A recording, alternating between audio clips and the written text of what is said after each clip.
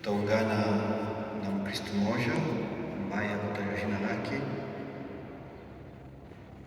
kwa kuomba Mungu uponyaji kwa ajili ya mama yake anayeteseka na magonjwa. Kaka na ndugu zake wote wanaogonjwa, ili Mungu awajalie uponyaji kweli na kuwajalia nguvu ya mwili na roho. Pia naomba ukingo kwa ajili ya mume wake, watoto pamoja na wazazi wake. Haya yote anayeomba kupitia maombezi ya mama yetu Bikira Maria. Mungu asikilize sala yake, naye amjibu kadiri ya mapenzi yake. Pia tutaungana na jamaa ya Papa Ernest tukimwombea baba yao aliyefariki baada ya miaka 18. Pia tutamwombea Ernest Msubao, François Kambale, Colette Maulu, Innocent Msubao na marehemu wote wa jamaa ya Ernest.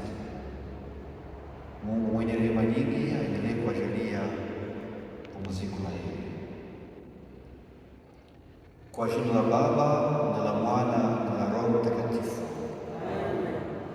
Neema ya Bwana wetu Yesu Kristo na mapendo ya Mungu Baba na ushirika wa Roho Mtakatifu vikae nanyi wote. Ndugu zangu,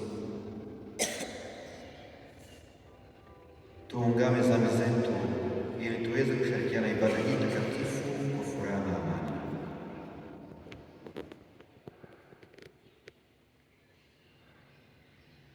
Namuungamia Mungu Mwenyezi ya kama nimefanya dhambi tele kwa mawazo, kwa maneno, kwa matendo na kwa kuacha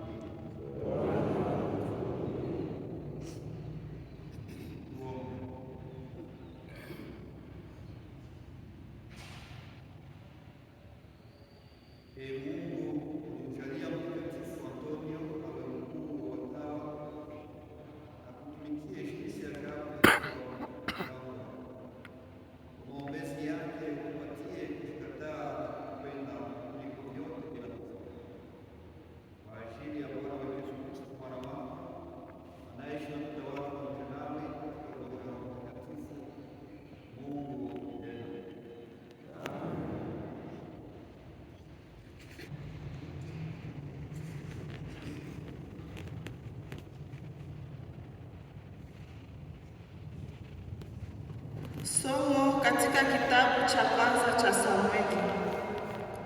Kulikuwa na mtu mmoja wa Benyamini, jina lake Kishi, mtu mwenye mali nyingi. Naye alikuwa na mwana jina lake Sauli, aliyekuwa kijana tena mzuri, wala katika wana wa Israeli hakuwako mtu mzuri kumpita yeye. Kwa mabega yake aliwapita watu wote, na punda majike wa Kishi baba yake Saulo walikuwa wamepotea. Kishi akamwambia Saulo mwanaye, haya, toa mtumishi mmoja pamoja nawe, uondoke ukaende kuwatafuta punda hao. Naye akapita katika nchi ya milima ya Efraimu, akapita na katika nchi ya Shalisha, lakini hakuwaona. Kisha wakapita katika nchi ya Shalimu, wala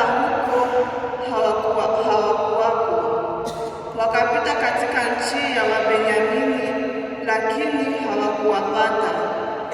Wakaenda mpaka mji ule aliokuwamo mtu wa Mungu Samweli.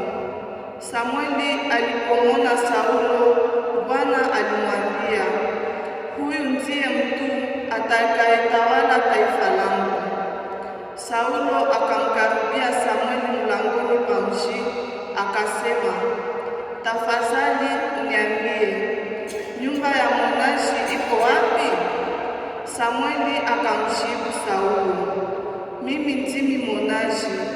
Unitangulie ukapande mahali patakatifu pa juu. Leo mtakula pamoja nami, na kesho asubuhi nitakuaga uende zako, nami nitakwambia yote ulio nayo moyoni mwako. Kesho yake Samweli akatoa kichupa cha mafuta, akayamwaga kichwani pa Saulo, akambusu, akasema, kweli ndiye Bwana anayekupaka mafuta uwe mkuu juu ya taifa lake Israeli, nawe utalitawala taifa la Bwana na kuliokoa katika mikono ya adui zake walio kando kando. Ndilo neno la Bwana. Bwana, mfalme anafurahia nguvu yako. Bwana, mfalme anafurahia nguvu yako. Bwana, mfalme anafurahia nguvu yako, anaushangilia sana msaada wako. Umetimizia hamu ya moyo wake, wala hakumkatalia ombi la midomo yake. Bwana, mfalme anafurahia nguvu yako. Umemtangulizia baraka zako bora, umemvika kichwani taji ya dhahabu safi. Alikuomba maisha, ukampa wingi wa siku milele na milele. Bwana, mfalme anafurahia nguvu yako. Sifa yake imezidi kwa msaada wako, umeweka juu yake ukuu na utukufu. Umemfanya awe baraka hata milele, umemfurahisha kwa kukaa mbele ya uso wako. Bwana, mfalme anafurahia nguvu yako.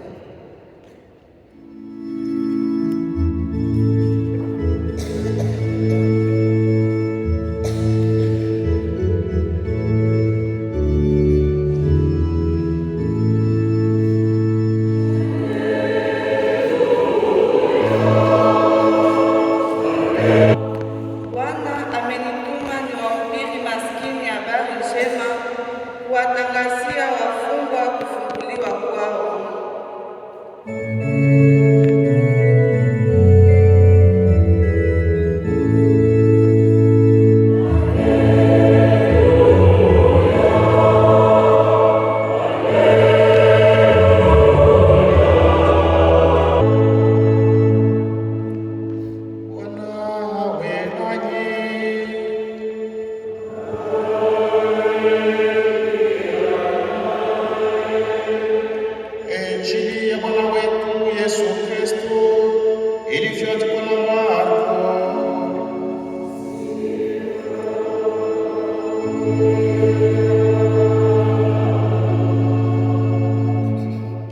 Siku zile Yesu aliondoka tena kwenda kando ya bahari.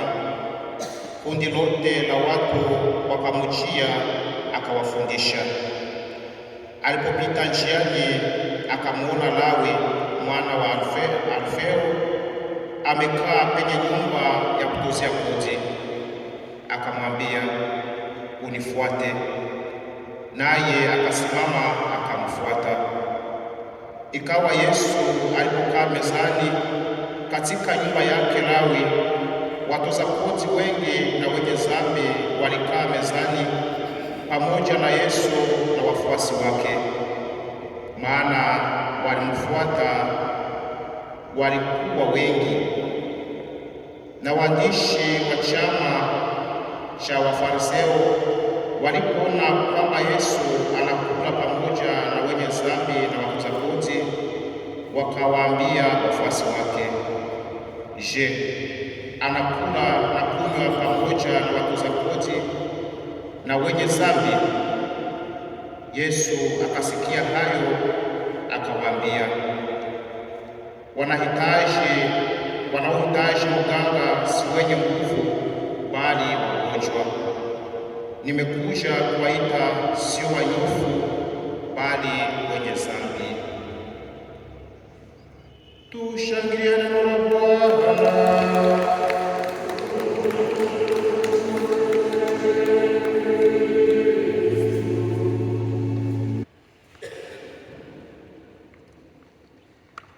Wakristo wapenzi, shalom.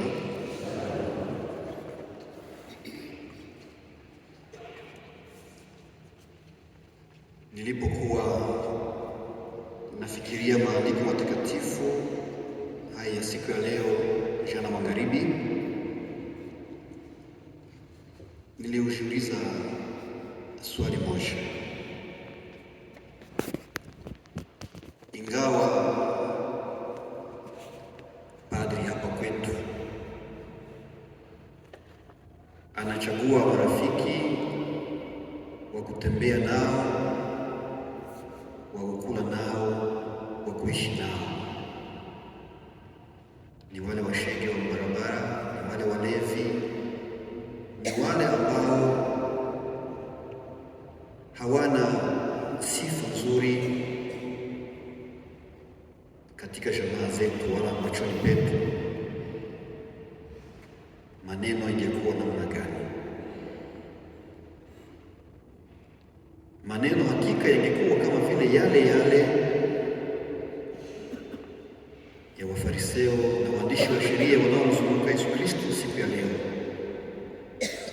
wanapomwona akitembea na Levi, wakimwona akienda kwake akikula pamoja naye na wenzake.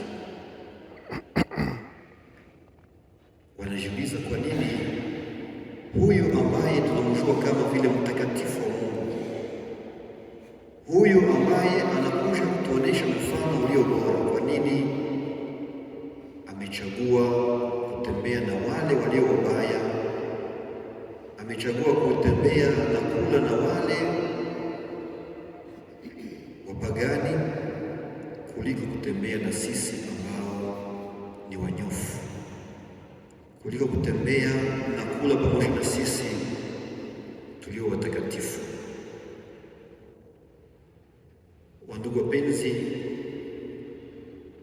njia za Mungu ziko tofauti na njia zetu sisi wanadamu. Vile vile mawazo ya Mungu ni mbali tofauti na mawazo yetu sisi wanadamu.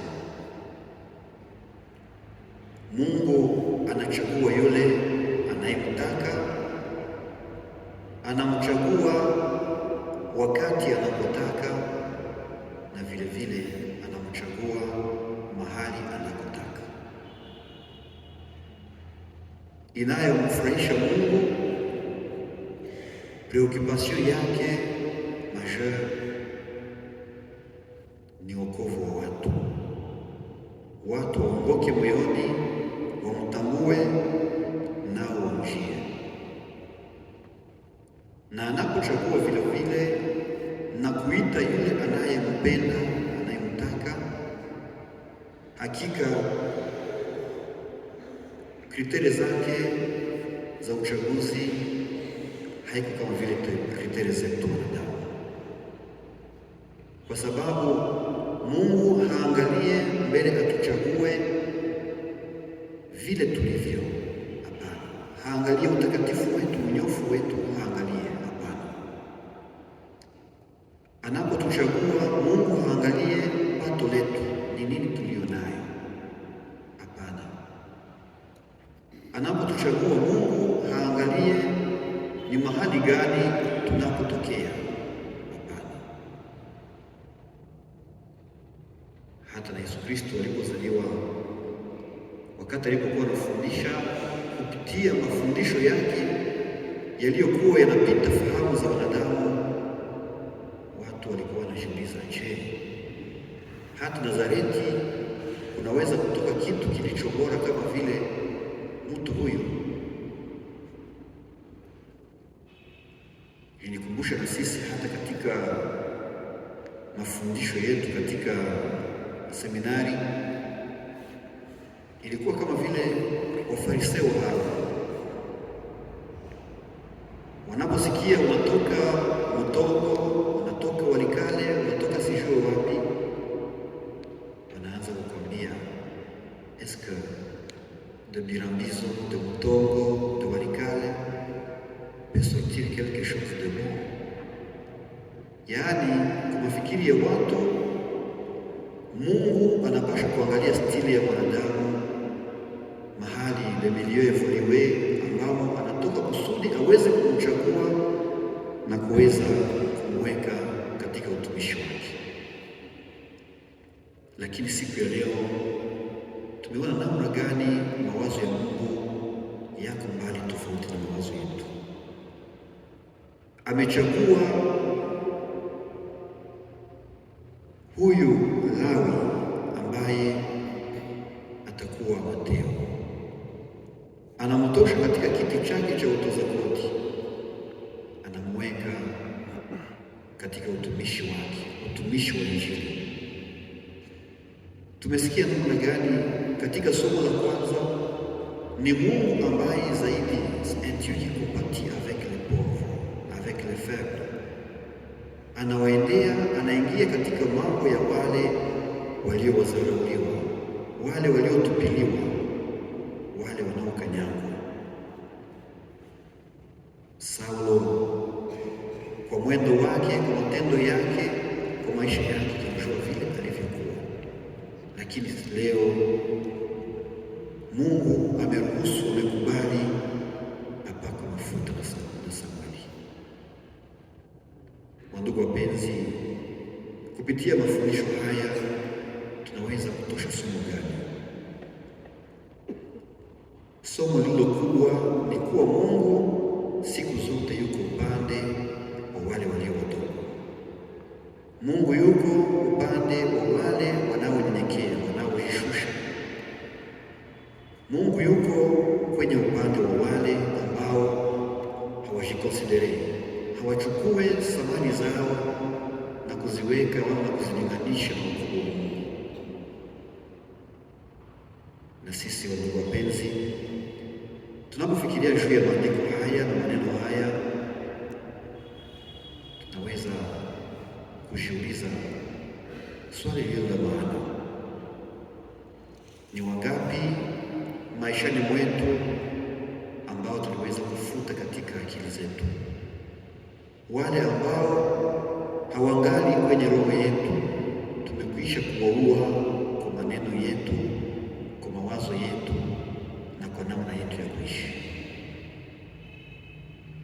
Tunapotambua siku ya leo, ndugu wapenzi, tumwombe Mungu atujalie nguvu ya kuwaendea, kuwaonesha namna gani nao Mungu anawapenda, kuwaonesha namna gani na sisi mapendo yetu tumeyasisimua tena zaidi juu yao. Vile vile na sisi katika hali zetu za unyonge, tumwombe Mungu aendelee kututazamia, na anapotutazamia ajipange kwenye upande wetu, naye aweze kutuinua na kuturudishia thamani tuliyopoteza machoni mwa watu siku zote daima na milele. Amen.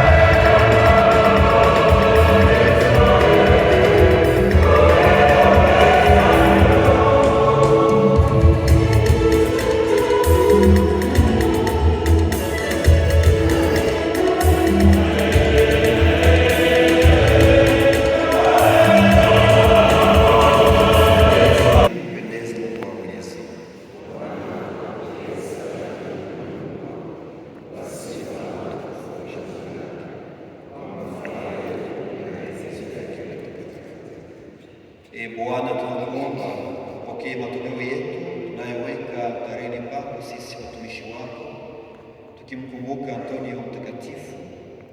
Utupatie kukombolewa katika shughuli za dunia na kufutafuta kuliko vyote, kwa ajili ya Kristo Bwana wetu. Bwana awe nanyi. Tuinue mioyo. Tumshukuru Bwana Mungu wetu. Kweli yafana ni haki, yatupasa na kuleta wokovu. Tukushukuru siku zote na popote, Bwana Baba Mtakatifu, Mwenyezi wa milele, maana unatukuzwa katika mkutano wa watakatifu, nawe unatuza mastahili yao, unatuza vipaji vyako mwenyewe katika maisha yao. Unatupatia mifano, nasi tukiungana nao tunakuwa jamaa moja na maombezi yao tegemeo letu, ili tukisaidiwa na mashahidi hao wakuu tusishindwe katika mapigano ya maisha yetu, lakini tupokee pamoja nao taji ya sifa isiyoharibika kwa ajili ya Kristo Bwana wetu. Na kwa sababu hiyo sisi pamoja na malaika wakuu pamoja na mkutano wa watakatifu wote tunakuimbia wimbo wa sifa tukisema bila mwisho.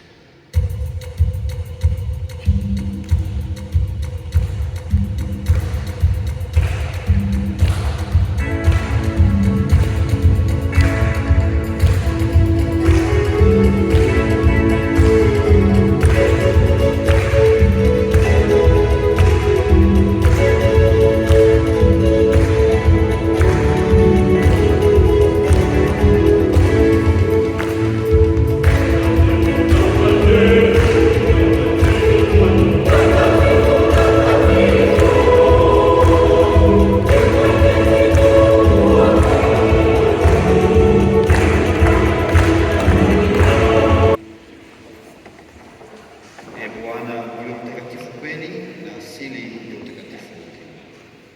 Tunakuomba utakase matoleo haya, baraka ya Roho yako yageuke kuwa kwetu sisi mwili na damu ya Bwana wetu Yesu Kristo.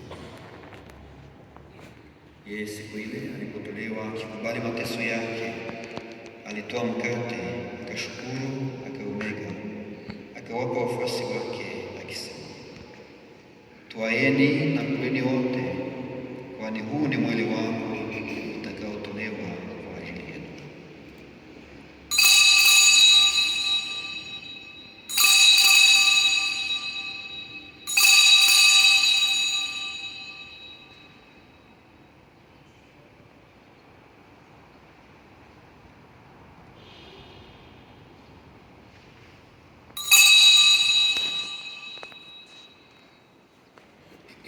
Vivyo hivyo kisha kula, akatwaa na kikombe, akashukuru tena, akawapa wafuasi wake akisema, twaeni na kunyweni wote, kwani hiki ni kikombe cha damu yangu ya agano jipya na milele, itakayomwagika kwa ajili yenu na kwa ajili ya wengi mlio dhambi. Fanyeni hivyo kwa kunikumbuka.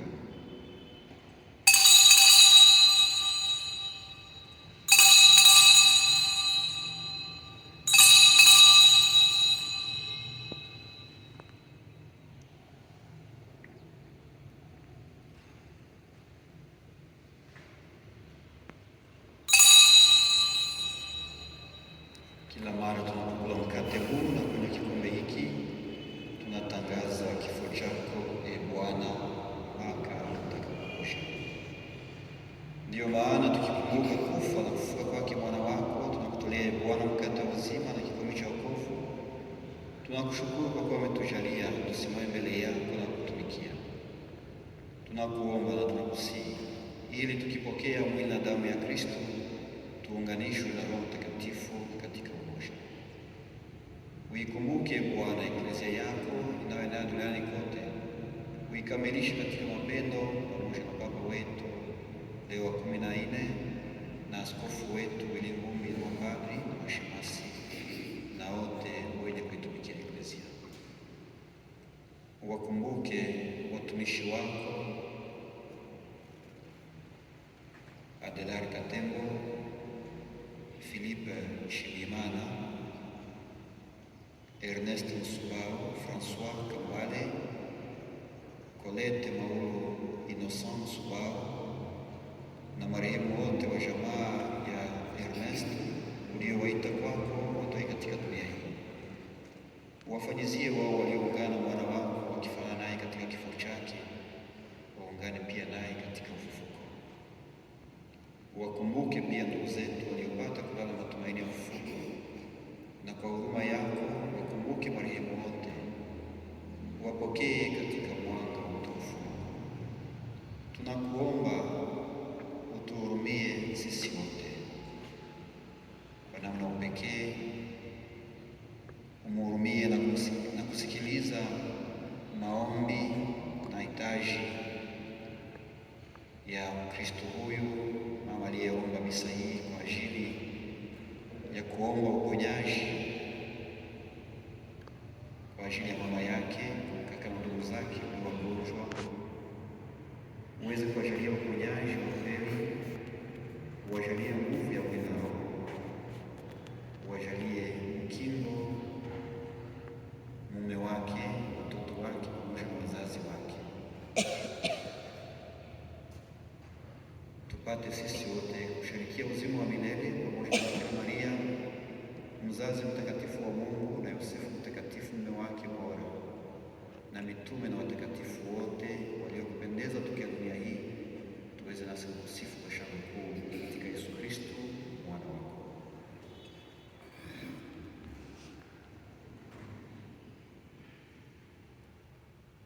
Kwa ajili yake pamoja naye na ndani yake iwe kwako Mungu Baba Mwenyezi, katika umoja wa Roho Mtakatifu, sifa na heshima yote milele na milele.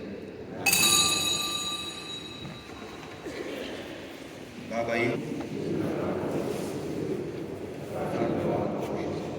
mapenzi yako duniani kama mbinguni, utupe leo chakula chetu cha kila siku. Utusamehe makosa yetu kama tunavyowasamehe waliotukosea, usituache kushindwa na kishawishi, lakini utuokoe katika maovu.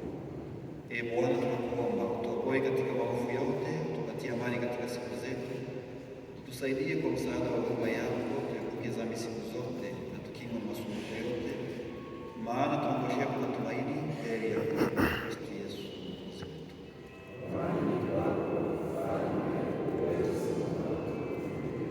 Ee Bwana Yesu Kristo, waambia mitume wako, nawaachia amani, nawapa amani yangu. Usiangalie dhambi zetu sisi, lakini imani ya Eklesia yako ukubali kuijalia amani na umoja kama vile unavyopenda.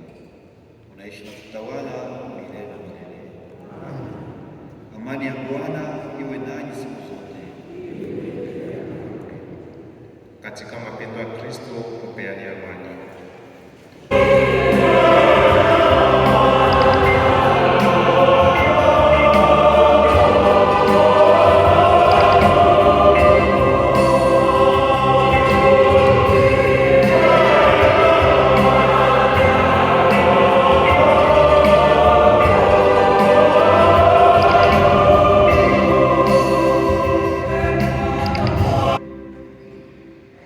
Huyu ndiye mwana kondoo wa Mungu, Yesu Kristo mzima anayeondoa dhambi za dunia.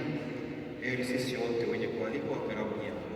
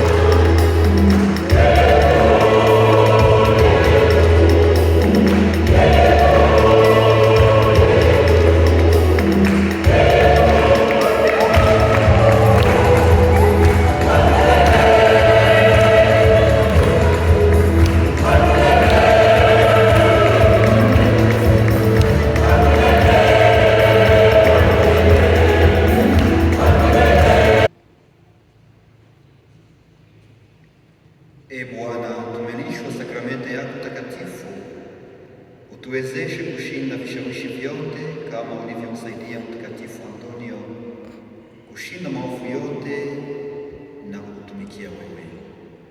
Kwa ajili ya Kristo Bwana wetu. Amen. Tutapewa baraka ya mwisho.